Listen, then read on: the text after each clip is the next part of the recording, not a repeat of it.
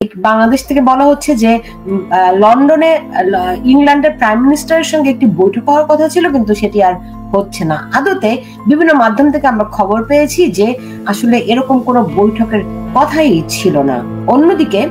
অন্যদিকে ইংল্যান্ডের সাবেক মিনিস্টার তিনি টিউলিপ সিদ্দিক, আমরা সবাই জানি, যিনি শেখ রেহানার মেয়ে, টিউলিপ সিদ্দিক ডক্টর মোহাম্মদ ইউনূসকে আমন্ত্রণ জানিয়েছেন, তার সঙ্গে চায়ের লাঞ্চের নিমন্ত্রণ জানিয়েছেন, এবং তার সঙ্গে তার টিউলিপ সিদ্দিকের বিরুদ্ধে যে দুর্নীতির অভিযোগ, সেই অভিযোগ বিষয়ে কথা বলার জন্য একদমই ওপেনলি তিনি নিমন্ত্রণ জানিয়েছেন, কিন্তু সেই বিষয়ে কোনো সারা শব্দ নেই। টিউলিপ সিদ্দিকী বারবার করে বলছেন তার বিরুদ্ধে বাংলাদেশ সরকার মিডিয়া ট্রায়াল করছে কোনো তথ্য প্রমাণ ছাড়াই। এগুলো রাজনীতিতে ঘটে, কিন্তু আমি যে বিষয়টিতে ফোকাস করছি যে তারেক রহমানের সঙ্গে ডক্টর ইউনূসের বৈঠকের উদ্দেশ্য কি, এখান থেকে তারা কি আশা করছে। এমন একটি কথা আমরা ওই যে উড়ো খবর থাকে না, এরকম উড়ো খবর, হাওয়া থেকে পাওয়া, এরকম একটি খবর বলছে তারা একটি সেফ এক্সিট খুঁজছেন। বিষয়টি আসলেই সত্য কিনা ডক্টর নাজমুল হাসান খলিমুল্লাহ, প্রথমে আপনার কাছ থেকে জানতে চাই বিষয়গুলো কি ঘটছে। দেখুন, খুব গুরুত্বপূর্ণ একটি নিয়ামক হবে পল কাপুরের আপনার পদায়ন। এটা নিয়ে সিনেটে এখন চলমান হিয়ারিং চলছে, এবং এটি যদি টেস্টিফিকেশন কমপ্লিট হয়ে যায়, তারপরে ডোনাল্ড লুর আপনার পদাঙ্ক অনুসরণ করতে চলেছেন পল কাপুর। তার সম্পর্কে যতটুকু জানা যায়, তিনি ডাই হার্ড অ্যান্টাই পাকিস্তানি মনোভাবের মানুষ। আর এইরকম একজন ব্যক্তি যদি এই অঞ্চলের দায়িত্ব গ্রহণ করেন, এর ইমপ্লিকেশন তো সহজেই অনুমেয়। ইউনূস শাহী বা ইউনূস সরকারের যে হবনবে উইথ পাকিস্তান রেজিম, সেটি সর্বজন বিদিত, এবং সেখানে একটা বড় ভাটা পড়ার সম্ভাবনা দেখা দেবে। তখন এবার ফেরাও মোরে বলে অ্যান্টাই ভারতীয় যে জিগির এই রেজিমের পক্ষ থেকে তোলা হচ্ছে, সেখানে হয়তো ভাটা পড়তে পারে। এখন এরকম একটি পটভূমিতে আপনার সামনে নির্বাচন, করিডোর, তারপর আপনার বন্দর ইস্যু, সবকিছুই কিন্তু এই পল কাপুরের অনুসৃত পলিসির উপরে নির্ভর করবে। এখন সে বিষয়টা প্রফেসর ইউনূস জানেন ভালো করে, আর সে কারণেই তার কাছে মনে হয়েছে বিভিন্ন আপনার ফর্মাল ইস্যু হাজির করে, যেমন স্টামার মহোদয়ের সঙ্গে বৈঠক, তারপর আপনার বাকিংহাম প্যালেসে গমন ইত্যাকার বিষয় সেগুলো তিনি নিয়ে এসছেন। এবং খেয়াল করেন যে আপনার তারেক জিয়ার সঙ্গে বৈঠকটা ফেলেছেন তিনি শেষ দিন, অর্থাৎ 13 তারিখ, এবং 2 ঘন্টা, সকালে 2 ঘন্টার সময় 1-to-1 মিটিং। এটা নিয়ে বিএনপির সাবেক সংসদ সদস্য, বিএনপি থেকে 5 বার বহিষ্কৃত নেতা মেজর আখতারুজ্জামান আজকে আমাকে বলেছেন অনলাইনে যে প্রয়োজনে তিনি 6বার বহিষ্কৃত হতে রাজি আছেন, তবুও যা কথা উচিত বলবার সেটি বলবেন। তিনি মনে করেন যে ইটস এ ট্র্যাপ, এবং এই ইউনূস মহোদয় আপনার পাকা খেলোয়াড়, তিনি তারেক রহমানকে নানানভাবে আটকে ফেলার চেষ্টা করবেন। এবং যেহেতু 1-to-1 মিটিং, তারা দুজন ছাড়া কেউ নেই, তিনি যে কোনো ভাবেই এটা বাইরে এসে ব্যাখ্যা করতে পারেন। তবে আমার ধারণা, যদি মিসরিপ্রেজেন্ট করবার চেষ্টা করেন, তাহলে তারেক রহমান যথেষ্ট ম্যাচিওর্ড একজন মানুষ, এবং অনলাইনে প্রতিদিনই তিনি কিন্তু লক্ষ লক্ষ লোকের সঙ্গে ইন্টারাক্ট করছেন, দেশে এবং বিদেশে, এবং তিনি পিছপা হবেন না। কল স্পেড স্পেড যেটাকে বলে, সমুচিত জবাব দিতে দ্বিধান্বিত হবেন বলে আমার মনে হয়। এক, দ্বিতীয়ত হচ্ছে হাই স্টেক গেম। যেভাবেই বলেন, আজ হোক কাল হোক, এটা এপ্রিল বলেন, ডিসেম্বর বলেন, বা আরো পরেও বলেন, বা তার আগেও বলেন, প্রফেসর ইউনূসকে যদি সেফ এক্সিট পেতে হয়, আপনার তারেক রহমানের অনুকম্পায় যদি সেটা মেলে, আদারওয়াইজ তার পক্ষে সেটি নিশ্চিত করা সম্ভব নয়।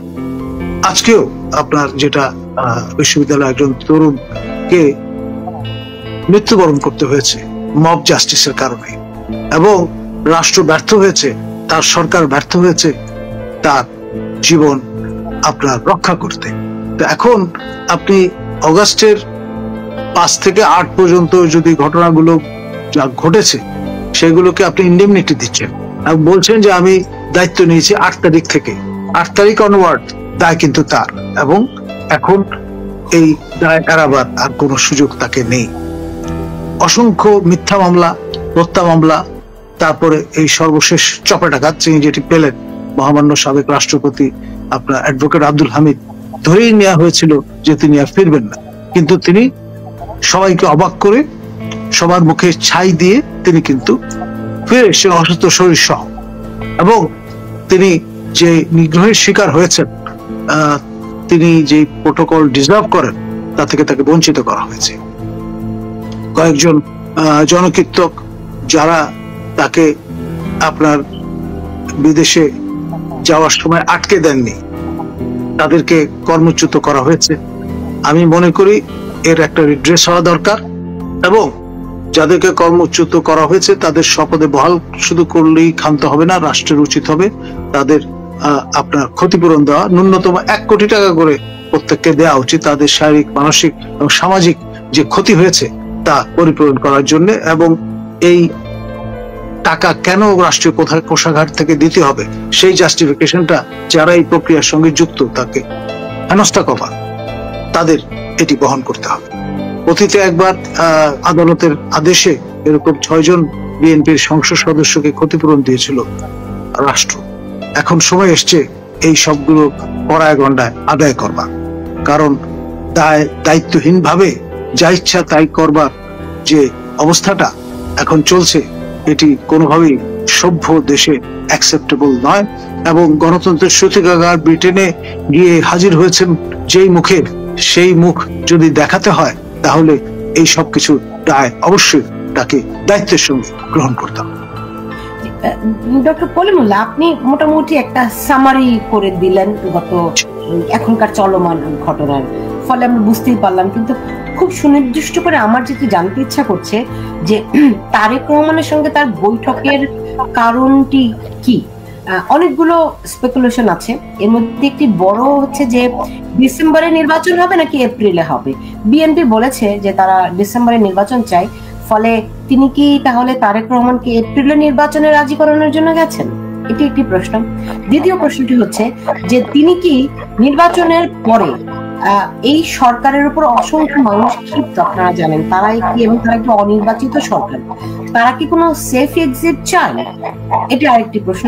আরেকটি প্রশ্ন এই বৈঠককে ঘিরে আসছে, সেটি হচ্ছে বন্দর এবং করিডোর সংক্রান্ত, যেটি অবশ্য তারেক রহমান আগেই বলে দিয়েছেন এটি নির্বাচিত সরকারের কাজ। তিনি কি এটি নিয়ে তারেক রহমানের কাছে কোনো দেন দরবার করতে গেছেন কিনা? মোট 3টি প্রশ্ন আপনাকে রেখেছি। দেখুন, বয়সে নবীন হলেও Tarek Rahman season politician by now, এবং তার পাবলিক স্ট্যান্ডিং আছে। তিনি ইনকনসিস্টেন্ট কোনো কাজ করবেন এই বৃদ্ধ ব্যক্তির প্রতি সম্মান রেখে সেটা আমি মনে করি না। এক। দ্বিতীয়ত হচ্ছে প্রফেসর ইউনূস যে যথেষ্ট ঘোরেল এবং দুদেলো, এই সম্পর্কে সবার মতো তারেক রহমানও পরিষ্কার ধারণা রাখেন। সুতরাং তার থেকে কথা আদায় করে 7 পাঁচ বুঝিয়ে একটা কিছু করে ফেলবেন সেটার সুযোগ আছে বলে আমি মনে করি। ইউনূস অরাজনৈতিক ব্যক্তিত্ব, রাজনীতিকরণে বিশ্বাসী একজন মানুষ, তার সঙ্গে তারেক রহমানের কোনো তুলনা চলে না। তারেক রহমান জন্ম থেকে তিনি কিন্তু একটা রাজনৈতিক বলয়ে বেড়ে উঠেছেন। তার মা এবং বাবা দুজনেই রাজনীতিবিদ হিসেবে রাষ্ট্রীয় দায়িত্ব পালন করেছেন, একজন প্রধানমন্ত্রী, একজন রাষ্ট্রপতি হিসেবে। সুতরাং এইরকম একটা প্যাডিগ্রি সম্পন্ন ব্যক্তি, তাকে আপনি মানে 7 পাঁচ বুঝিয়ে একটা কাজ করিয়ে নিতে পারবেন, এই রকমের দুঃসাহস এবং ধৃষ্টতা কারো থাকা উচিত নয়। জি, বুঝতে পারছি। আর সেফ এক্সিটের ব্যাপারটি, আর ওই যে যদি আপনার ইফ হি বিহেভস এবং ডিসেম্বরের আগে যদি নির্বাচন সত্যিকার অর্থে আপনার আয়োজন করতে পারেন এবং সেটি যদি তার ভাষায় সেরা নির্বাচন হয়, তাহলে তার বাঁচোয়া, তাহলে হয়তো নির্বাচিত সরকার যারাই আসুক তারা হয়তো বিষয়টা বিবেচনা করবেন, যারা নির্বাচনের বাইরে থাকবেন তারাও বিষয়টা বিবেচনা করবে যে না, একটা প্লুরাল স্পেস তৈরি হয়েছে, দেশটা একটা স্থিতির মধ্যে যাচ্ছে। বুঝতে পেরেছি। তুর্য কাজী, আপনাকে আরো একবার স্বাগত জানাচ্ছি। দেখুন, ডক্টর মোহাম্মদ ইউনূস ক্ষমতায় এসেছেন 10 মাস, এর মধ্যে এই ইংল্যান্ডের সফর সহ তিনি বিদেশ গেলেন 11 বার। এটি বলা হচ্ছে যে আগে কোন সরকার প্রধান এরকম প্রত্যেক মাসে একবার করে বিদেশ সফর, এরকমটি হয়নি।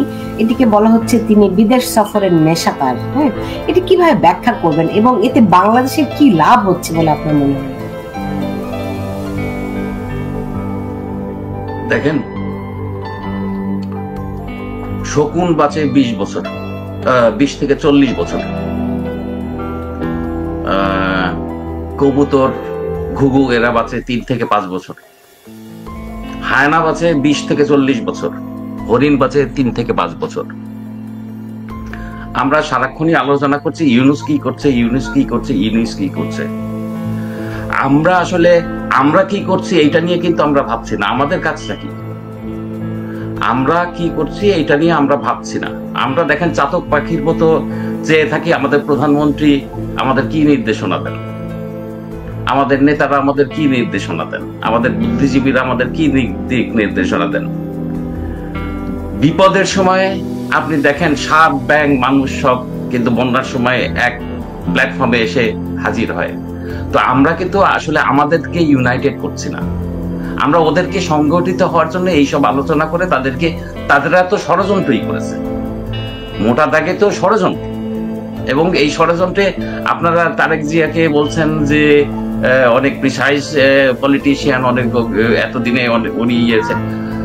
আপনাদের খেয়াল আছে নিশ্চয়ই শিবিরের এক অনুষ্ঠানে যে সে বলেছিল শিবির আর ছাত্র দল এক মায়ের পেটের 2 ভাই।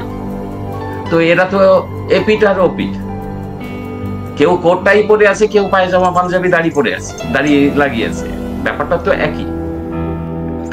তো আমাদের প্রধানমন্ত্রীর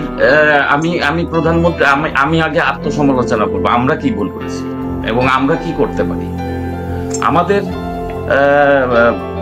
প্রধানমন্ত্রীর জন্য যে আমরা চেয়ে বসে থাকি, প্রধানমন্ত্রীর যেসব ক্লিপগুলো আমাদের সামনে আসছে, আমরা দেখতে পাচ্ছি উনি অ্যাড্রেস করছেন আওয়ামী লীগের ছাত্রলীগ, আওয়ামী লীগ, তাদের উপর অত্যাচার হয়েছে, নিশ্চয়ই হয়েছে, সাধারণ মানুষের উপরেও তো হয়েছে। আমরা কি ভেসে এসেছি? আমরা ওনাকে ভোট দেই না? আমরাই তো ওনাকে ঢাল হিসেবে, উনি ফিরে আসুক। গ্রেনেড হামলার সময় নেতা কর্মীরা তাকে মানব ঢাল হিসেবে বাঁচিয়েছে না? বাংলাদেশের মানুষ তাকে দিয়ে দিবে। আমাদের তো কারণ জনগণের উপর নির্ভর করা উচিত। আমাদের জনগণের মানুষকে উদ্বুদ্ধ করা উচিত, যে যেখান থেকে পারি, যতটুকু শক্তি আছে। আপনাদের মতো সুলতানা রহমান আরো আমাদের দরকার। কয়জন ইউটিউবার সেইভাবে আপনারা কি এইভাবে ভূমিকা রাখছেন? আমরা কেন পাচ্ছি না, এইটা আমাদের আসলে আগে সমালোচনা করা উচিত। আপনি দেখেন আওয়ামী লীগের নেতারা আর কতদিন এই বালিশে মুখ লুকিয়ে বসে থাকবে, তাই না? আমাদের তো একটা, ধরেন আমরা তো সাধারণ মানুষ। আপনি একজন নেতা হলে আপনি বঙ্গবন্ধু তো চলে গিয়েছিলেন, বঙ্গবন্ধুকে ধরে নিয়ে গেছিল পাকিস্তানে, যুদ্ধ থেমেছিল। আমরা কেন ডাকতে পারছি না? আমরা কেন এখনো প্রবাসী একটা সরকার তৈরি করতে পারছি না? আমরা কেন পৃথিবীর বিভিন্ন দেশে আমাদের নিজস্ব লোকদের পাঠিয়ে আমরা ক্যাম্পেইন করতে পারছি না? আমরা কেন ট্রেনিং নিতে পারছি না? আমরা কেন ঝাঁপিয়ে পড়তে পারছি না? এটাই আমার কথা। যে কারণ ডক্টর ইউনূস কি করছে, তারেক জিয়ার সাথে কি পলিটিক্যাল, এটা তো তাদের নানা রকমের ইকুয়েশন, তাদের বাঁচার। এবং ডক্টর ইউনূসকে বাংলাদেশের মানুষ বাঁচতে দেবে না। তাকে এখানে এর কড়ায় ঘন্টা হিসাব দিয়ে যেতে হবে। হ্যাঁ, একদম পাই করে হিসাব দিয়ে যেতে হবে। যত রক্ত ঝরিয়েছে তিনি, এই তো স্নাইপার বেরোলো, একটা বেরোলো, আরো বেরোবে। একটা অসমর্থিত সূত্রে জানা গেছে কুমিল্লায় পাওয়া গেছে। হ্যাঁ, যে মানে এগুলো তো আপনি এই ডট গুলো মেলালেই তো সাদা। এবং প্রধানমন্ত্রী আমাদের হিসাব দিচ্ছেন উনি কি কি করেছেন। উনি কি কি করেছেন এটা আমরা জানি, আমরা দেখতে পাই, আমরা ভোগ করেছি। ওনার এই কথা বলা দরকার। ওনার যারা প্রেস উপদেষ্টা ছিলেন তারা কি করছেন? তারা এইসব কথা বলবেন। প্রধানমন্ত্রী আমাদের ডাক দিক, প্রধানমন্ত্রী ফিরে আসুক, কয়জন মানুষকে ফাঁসি দেবে, কয়জন মানুষকে তারা জেলে ঢুকাবে? আসেন না, আমরা সবাই ঝাঁপায় পড়ি, আসেন একসাথে সবাই ঝাঁপায় পড়ি। আমরা আর কতদিন এরকম কে আমাদের ঠিক আছে মোদী সাহেব আমাদের হেল্প করবেন, আমাদের ইন্টারন্যাশনাল, আমার দেশের মানুষ। আপনি দেখেন তো এই যে আন্দোলনটা হয়েছে, বিএনপি তো 15 বছরের কি আন্দোলন করেছে, কিছু ছেড়তেও পারে নাই, কিছু ফেলতেও পারে নাই, তাই না? যতক্ষণ পর্যন্ত সাধারণ মানুষ মাঠে না নেমেছে। এবং সাধারণ মানুষকে মাঠে নামিয়েছে কারা? সাধারণ মানুষ কি বিএনপি জামাতের কথা মাঠে নেমেছে? মোটেই না। সাধারণ মানুষ কিন্তু নেমেছে যাদের একটা নিরপেক্ষতা, মিনিমাম নিরপেক্ষতা ছিল, তারা যখন মাঠে নেমেছে। আমি সম্মান রেখেই বলতে চাই, কলিমুল্লাহ ভাইয়ের আমি দীর্ঘদিনের ফলোয়ার, আমি দীর্ঘদিন ধরে তার ফলো করি। কলিমুল্লাহ ভাই কাউকে অসম্মান করে কথা বলতে পারেন না। কলিমুল্লাহ ভাই কি জুলফিকার আলী ভুট্টোকে মহোদয় বলেন? টিক্কা খানকে মহোদয় বলেন? তাহলে কলিমুল্লাহ ভাই নাহিদকে মহোদয় বলেন কেন? আমার এটা একটা কলিমুল্লাহ ভাইয়ের কাছে প্রশ্ন, বিনীত প্রশ্ন। আপনি কেন, আমরা কেন ভোকাল হতে পারি না? আমরা কেন, আমরা যেটা দেখেন স্বাধীনতার প্রশ্নে, স্বাধীনতার প্রশ্নে, আমার মায়ের প্রশ্নে, আমার মাটির প্রশ্নে, আমার দেশের প্রশ্নে কোনো আপোষ নেই, সেখানে কোনো গ্রে লাইন নেই, সেখানে কোনো সুবিধার ব্যাপার নেই। আমরা যতক্ষণ পর্যন্ত এই জিনিসটা অনুভব করব, আমরা যতক্ষণ পর্যন্ত সাধারণ মানুষের কাছে পৌঁছাবো। প্রধানমন্ত্রী সাধারণ মানুষকে অ্যাড্রেস করছেন না, প্রধানমন্ত্রী আওয়ামী লীগের অ্যাড্রেস করছেন। আমরা তো আওয়ামী লীগ করি নাই, কিন্তু আমরা তো সারা জীবন স্বাধীনতার পক্ষেই থেকেছি। আমাদের কেন ইউনাইটেড করছেন না? আমরা যতক্ষণ না জাগবো, এই ইউনুস শকুনের মতো আরো ধরেন 50 বছরে বেঁচে থাকলে আমি অবাক হব না। এনিওয়ে, জি আমি বুঝতে পারছি, এটা আমার মনে হয় খুব একটা ভ্যালিড আপনি প্রশ্ন তুলেছেন, যে কেন সাধারণ মানুষকে ঐক্যবদ্ধ করা হচ্ছে না। জনাব নাজমুল হাসান কলিমুল্লাহ, সাধারণ মানুষকে তো আসলে দেখা যায় ঐক্যবদ্ধ করে রাজনৈতিক দলগুলো, সেখানে আওয়ামী লীগ বাদে আর সব রাজনৈতিক দলই তো রয়েছে। তবু কেন তুর্য কাজী, এটা সত্য যে তিনি কোনো রাজনৈতিক দল করেন না, তিনি কিন্তু একজন সাধারণ মানুষই, ওই মুক্তিযুদ্ধের পক্ষের। এখন মুক্তিযুদ্ধের পক্ষের বললে সবাই এটাকে আবার আওয়ামী লীগের পক্ষে নিয়ে যায়, কিন্তু সবাই আওয়ামী লীগের পক্ষে নয়, মানে অন্তত রাজনৈতিক ভাবে। যেমন তুর্য কাজী বলছিলেন যে তার মতো যারা সাধারণ মানুষ, মুক্ত চিন্তার মানুষ, কিন্তু কোনো রাজনৈতিক দলে বিলং করেন না, তাদেরকে ঐক্যবদ্ধ তো রাজনৈতিক দলকেই করতে হবে, সেই উদ্যোগ কি আছে? দেখুন, বাংলাদেশের পুরনো রাজনৈতিক দল আওয়ামী লীগ, তার নেতা কর্মীরা এখন সব শীত নিদ্রায় আছেন।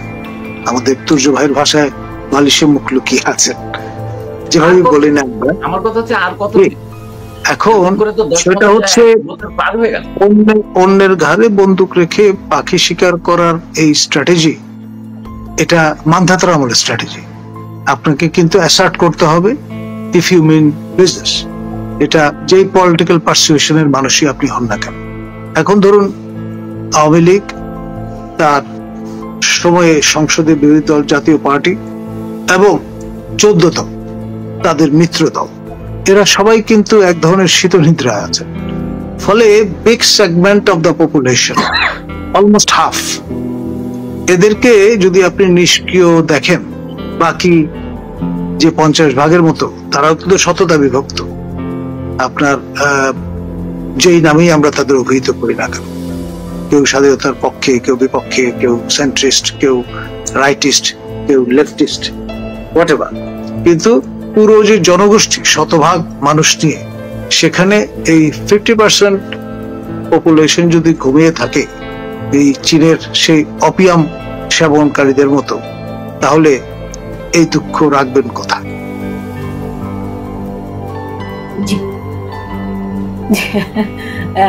তুর্য কাজী, আর আপনি দেখেন না যে যে আওয়ামী লীগের নেতারা কোথা থেকে মাঝে মাঝে হঠাৎ করে ফুচকি দিয়ে মনে করেন উকি দিয়ে দুটো কথা বলছে যে আমরা আছি, না এইভাবে না।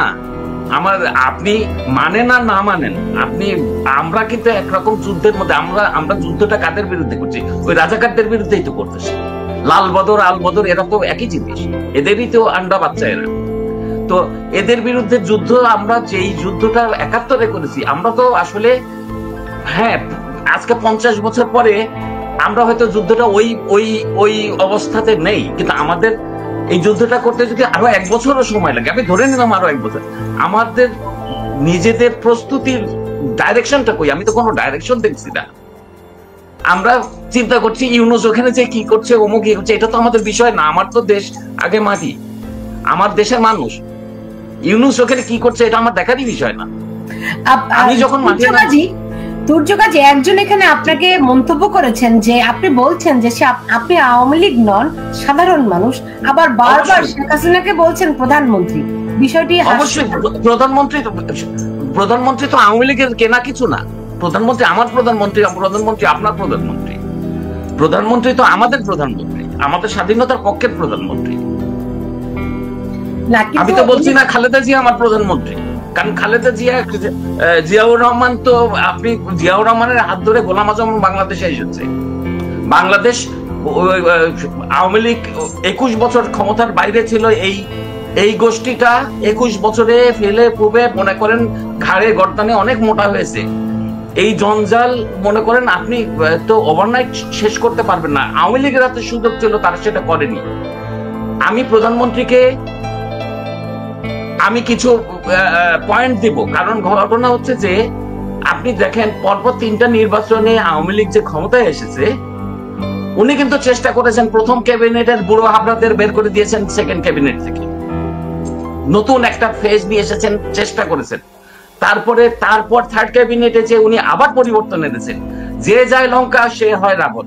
আপনি আমাকে ক্ষমতা দিয়েছেন, আমি চোর, আপনি করবেন কি? আপনি কত চোর সামলাবেন? আপনি দেখেন না আমাদের তো আমাদের তো নৈতিকতার শিক্ষাটা হয় নাই। আমাদের সবজিওয়ালা ফরমালিন দেয়, আমাদের মাছওয়ালা ওজনে কম দেয়, আমাদের বাকির দোকানদার বাকির খাতায় ফট করে 3টা লাইন লিখে দেয়। তো এইসব এইগুলো মানুষই যখন ক্ষমতায় যায়, তারা তো পুকুর চুরি করবে। তো উনি তো চেষ্টা করেছেন, কিন্তু আমার কথা হচ্ছে যে যারা সত্যিকারের দেশপ্রেমিক তারা কর্নার হয়ে গেছে সবসময়। আমরা চাটুকারিতা খুব পছন্দ করি, চাটুকার পরিবেষ্টিত হয়েছিল প্রধানমন্ত্রী, উনি সামহাও ওইটা কিছুটা হয়তো এনজয়ও করেছেন। নালে তারা এতটা কাল মানে এই দুঃশাসন মানুষের উপর চালিয়ে তারা কিভাবে টিকে থাকে? আমরা তো দেখেন, আপনাদের খেয়াল আছে কিনা জানি না, যুদ্ধাপরাধীদের বিচারের পরে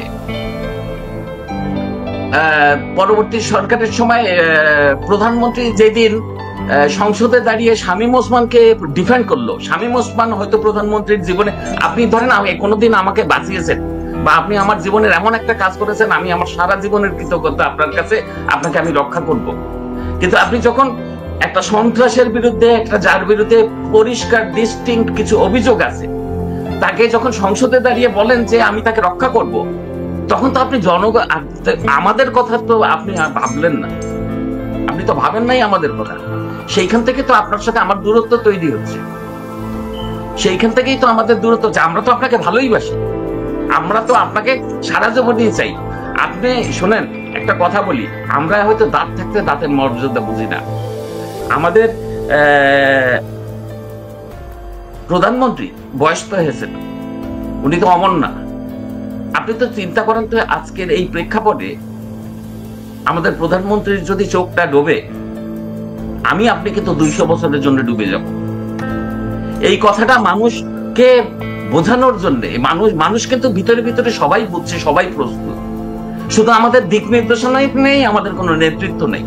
আমাদের নেতৃত্বের জায়গাতে কিছু ভালো মানুষকে আনেন, সামনে আনেন, যাদের উপর সাধারণ মানুষের ক্ষোভ আছে। আমি প্রতিপক্ষের ক্ষোভ তো থাকবে, জামাত শিবিরের ক্ষোভ তো থাকবেই, বিএনপির ক্ষোভ থাকবে, সেটা পলিটিক্যাল, তাদের পলিটিক্যাল মনে করেন তাদের পলিটিক্যাল অ্যাম্বিশনের কারণে সেই ক্ষোভটা থাকবে। কিন্তু সাধারণ মানুষের মনে যেই ক্ষোভ, সেই ক্ষোভটাকে তো আপনি অ্যাড্রেস করবেন। যেই সব লোকজন কথা বললে আমরা দূর থেকে দূর এর কথা শুনবো না, এর কথা বলি, সেই সব মানুষকে একটু আড়াল করেন। যাদের মিনিমাম গ্রহণযোগ্যতা আছে তাদেরকে সামনে আনেন, তাদেরকে নিয়মিত তারা আপনি দেখেন কলিমুল্লাহ ভাই কথা বললে হয়তো 3টা লোক জাগে, ঠিক আছে? তসলিমা নাসরিনের আপনার টক শো দেখছিলাম, ঠিক আছে? সেখানে আপনি একটু পিছনে যান না, আমি 5ই আগস্টের আগে যাই, নির্বাচনের আগে যাই, আপনি দেখেন তো এইসব মানুষরা কি পরিমাণ উস্কেছে, সাধারণ মানুষকে উস্কেছে। তো আমরা কি আমাদের ওই কৃতকর্ম, হ্যাঁ আমার ভুল হতে পারে, পৃথিবীর সবচেয়ে সুন্দর ওয়ার্ড হচ্ছে আই এম সরি।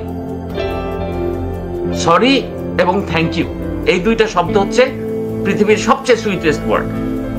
আমার যদি ভুল হয়ে থাকে, আমার ভুল হতেই পারে, আমি তো মানুষ, প্রধানমন্ত্রীরও ভুল হতে পারে, আমার একটা সরি বলা আমার জনগণের কাছে, আমার যদি আওয়ামী লীগের কাছে না, আমার জনগণের কাছে যদি আমি একটা সরি বলি, এটাতে আমি কিন্তু বড় হয়ে যাই, আমি ছোট হই না। আপনাকে আমি মাথায় তুলে দেব, আপনি সরি বলেন যে হ্যাঁ আপনি তো প্রধানমন্ত্রী ছিলেন, আপনার দায়িত্বে ছিল, আপনি যাকে দিয়েছেন সে দায়িত্ব পালন করেনি, কিন্তু আলটিমেটলি তো আপনি প্রধান। আপনি একটা সরি বলেন, আপনি দেখেন মানুষ ঝাঁপিয়ে পড়বে আপনার জন্য, মানুষ চাচ্ছে আপনাকে। আমরা এই পাগল, এরা তো পাগল, এরা রিটার্টেড লোকজনের হাতে পড়েছি। আমার দেশটা বেহাত হয়ে গেছে।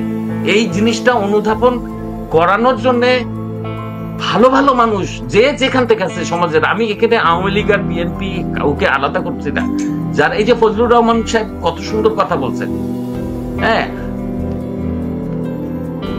এই আসাদ নূররা আর কি কিছু সারাক্ষণই তারা কিন্তু চিন্তিত, এরকম মানুষের সংখ্যা তো আমাদের আরো দরকার। আপনার মতো সুলতানা রহমান আমাদের আরো দরকার। আমরা নিজেদেরকে সংগঠিত না করে আমরা খালি ওদেরকে গালিগালাজ করে তো লাভ নেই, ওরা তো এই করতেই এসেছে রে ভাই। আপনি 71-এ তো আমেরিকা আমাদের বিরুদ্ধে ছিল, তাই না? চায়না তো আমাদের বিরুদ্ধে ছিল, আমরা ওদের লাথি মেরে বের করতে পারি নাই। কেন পেরেছি? কারণ আমাদের জনগণ সাথে ছিল। আপনি জনগণকে না নিয়ে আপনি যদি একটা দলের মধ্যে সীমাবদ্ধ থাকেন, আপনি এই বিভাজন মানে আমি আপনার জন্য জীবন দিয়ে লড়বো না। আপনি কালকে ডাক দেন, আমি তুর্য কাজী সবার আগে যুদ্ধে যাব, আমার হাতে একটা বন্দুক দেন, আমি যুদ্ধে যাবো, আমাকে ট্রেনিং দেন, আমি যাব। আর শুধু আমি না, আমার মতো হাজার হাজার প্রবাসী আছে যারা যাবে। এটা আমার দেশের প্রশ্ন, আমার মাটির প্রশ্ন, আমার মায়ের প্রশ্ন। এখানে কোনো আপোষ নেই, এখানে কোনো আর কি সুবিধাবাদী কথাবার্তার কোনো সুযোগ নেই। হ্যাঁ, আমরা এমন ভাবে গা বাঁচিয়ে বাঁচিয়ে কথা বলি যে আপনি ক্ষমতায় আসলে আপনিও মারবেন না, কলিমুল্লাহ ভাই ক্ষমতায় আসলে কলিমুল্লাহ ভাইও মারবে না। হ্যাঁ, কেউ যাতে আমাকে না মারে, আমি সেই জায়গাটা বাঁচে। আমার এখানে আমি এইভাবে বাঁচতে পারবো না। আপনি ভাবতেছেন আপনি এইভাবে বাঁচবো, আমি এইভাবে বাঁচতে পারবো না। আমাদেরকে সর্বশক্তি দিয়ে ঝাঁপায় পড়তে হবে, এবং এই ঝাঁপায় পড়ার জন্য আমার নেত্রীকে আমার দেশে আসতে হবে। আসেন, আপনি বর্ডারে 1 কোটি লোক যাবে, আপনাকে নিয়ে আসবে, আপনি আসেন দেশে, আমরা আপনাকে চাই, আপনি দেশে আসেন। আমাদের কারো উপর নির্ভর করতে না, আমাদের জনগণের উপর আপনি নির্ভর করেন। আমরা আসবো, আপনি আসলে আমরা আপনাকে আমরা জীবন দিয়ে আপনাকে আমরা রক্ষা করব, আপনাকেই আমাদের দরকার। আপনি ভুলে যান এই যে আমি এইসব ক্র্যাপদের নিয়ে, এই যে আসিফ নজরুল, এইসব এরা ক্র্যাপ, এরা বিষ, এরা দেশের কেউ না। আমার মতো দেখতে, আপনার মতো। এখন আমাদের যুদ্ধটা একটু কঠিন হবে, এইবারের যুদ্ধটা কঠিন হবে। আগের পাকিস্তানিদের চেহারা থেকে আমরা চিনতাম এরা সালা বিহারি পাকিস্তানি, এদের চেহারাটা চিনতাম। আর এখনকার গুলা এরা কিন্তু আমার আপনার মতোই দেখতে। আমার ঘরেই রাজাকার আছে, আমার রক্তের মধ্যেই রাজাকার আছে। আমি একটু দুইটা দূরে যাই, তো এই কারণেই এই যুদ্ধটা কঠিন। এই কারণেই আমাদের অনেক বেশি সংগঠিত, অনেক বেশি পরিকল্পনার আন্ডারে আমাদের এই এটা দরকার। এবং আমাদের প্রবাসী সরকার কেন গঠন হচ্ছে না আমি জানি না। আমাদের দেশ তো আসলে বেহাত হয়েছে, আমরা তো এই দেশ লুট হয়ে গেছে, এই লুট হয়ে গেছে, এটা তো কারো বুঝতে বাকি নেই। আর আমাদের প্রধানমন্ত্রী কি কি করেছেন এই ফিরিস্তি আর শুনতে চাই না। এটা আমরা জানি, এটা আমরা জানি, দেশের সমস্ত মানুষ জানে, প্রত্যেকটা গরিব মানুষ জানে যে তারা বাংলাদেশের গত 15 বছরে তারা কি কি সুবিধা পেয়েছে, আমাদের দেশ কত আগায় গিয়েছিল। একটা দেশ আগায় যাওয়া দেশকে পা টেনে এটা আমাদের বাঙালিদের ক্যারেক্টার। আপনি উপরে ওঠেন, আমি আপনার লেজ ধরে টেনে নামায় দেব। এটার থেকে আমাদের বের হতে হবে, এটার থেকে আমাদের। এবং আপনারা যারা ভাবছেন যে কি হয় দেখি না কি হয়, আচ্ছা অমুকের সাথে মিটিং, তমুকের সাথে মিটিং, এগুলোতে কিচ্ছু হবে না। আমার জনগণ যতক্ষণ মাঠে না নামবে, জনগণ মাঠে নামুক, আমেরিকাও লেজ তুলে পালাবে। আমার শক্তির চেয়ে, আমার জনগণের শক্তির চেয়ে আমি বিশ্বাস করি না অন্য কোনো শক্তি এখানে পার পেয়ে যাবে। Thank you. জি জি, নাজমুল হাসান কলিমুল্লাহ, তুর্য কাজী অনেকগুলো বিষয়ের অবতারণা করেছেন। ধরেন শেখ হাসিনা যদি দেশে ফেরেন, তার কি নিরাপত্তা আছে? দেশে কোনো পাবেন তিনি নিরাপত্তা? আমি মনে করি না, কারণ আমাদের আজকে এরকম একটু নিধনযোগ্য সম্পর্কে আমরা জ্ঞাত হয়েছি। মানুষের স্বাভাবিক মৃত্যুর যে অধিকার, এটা ফান্ডামেন্টাল রাইটস, সেই জায়গাটা খর্ব হয়েছে। এবং এই ইউনূস শাহী ক্ষমতায় যতদিন আছে ততদিন পর্যন্ত স্বাভাবিক মৃত্যুর নিশ্চয়তা কেউ দিতে পারবে না। এখন ইউনূস শাহী যদি আগামী 50 বছর বাঁচে, তাহলে কি আমরা এই ভয়ে চুপচাপ বসে থাকবো? এখন ধরুন যদি শীত নিদ্রা দীর্ঘস্থায়ী হয়, তার উপর নির্ভর করবে এই ধরনের শাসনকাল কতদিন। আমরা ওদেরকে যত সময় দিচ্ছি, ওরা তত গুছিয়ে উঠতেছে, ওরা তত শক্তি সঞ্চয় করছে। সামনে তো তারা সনদ তৈরি করবেন, সংবিধান ফেলে দেবেন, সংবিধান ফেলে দিয়ে রাষ্ট্র কাঠামোর খোল নইচে পাল্টে জুলাই সনদের ভিত্তিতে এই রাষ্ট্র চলবে, সেরকম এরাদা তারা ব্যক্ত করেছে।